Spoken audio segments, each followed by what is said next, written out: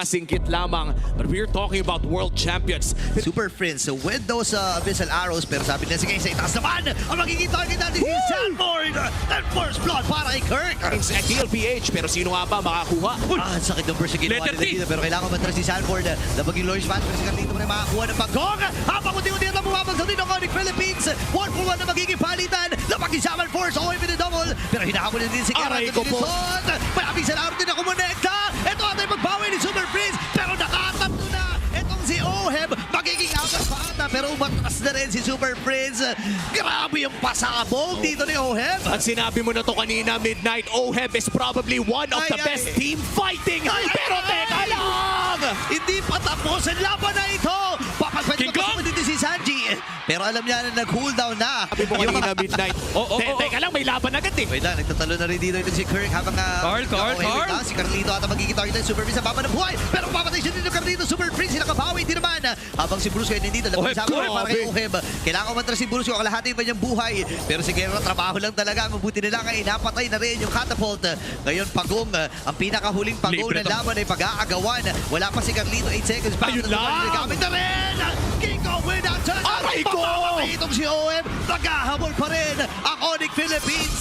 Pero lalayo na si Sandy. Sanford in the dive. Andun yung kanyang land shaker. Pero si Kirk kumamatay pa. Datan siya yun. Datan din dito si Kirk. Pero kaya bang makasurvive?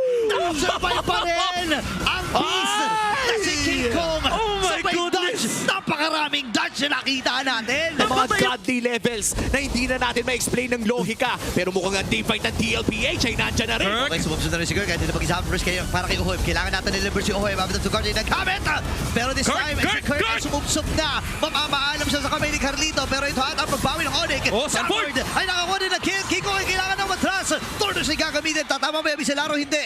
May YSS sa kabila, may Silina sa kabila. Sira yung tempo. Alam nila, wala mga battle spell ha. O si Sanji ata ang pupuruhan nilang una dito. Pero si Keray, sinalubong na siya. Napaalam na kagad dito si Sanji. May sinuwi naman ay sasagutin. Dito ni Kela, BMA out.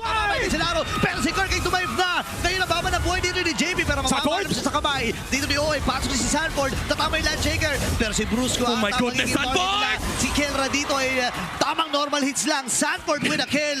May conceal pa na gagawin. Parang gusto pa lumaban ni Daddy JB dito. Pero na pag-isaman force. Pantalon Oheb! Oheb with a kill. Nagigigil na si Oheb dito. May Lord. Si Kiko ay hawak pa rin. Alam nila na wala pang Mountain Shocker. Itong si Carl Tizzy. Pero lalapagin Lord's Pattern. Si Kirk ay tumayip na rin. Nagamit yung fight na si JB. Pero si Kiko ay nakuha na yung Lord. Habang si Bruce ay sasakripisyon na nila. At si Sanford ay namatay. Tumawa muli kami sa laro. Pero si Kirk, tinatapakan na lang talaga. Flicker out. Sanjay habol pa. Pero doon yung mga tahe. Dito ni Kiko. Boy, babae din. Napaalam din. Ito si Kelra.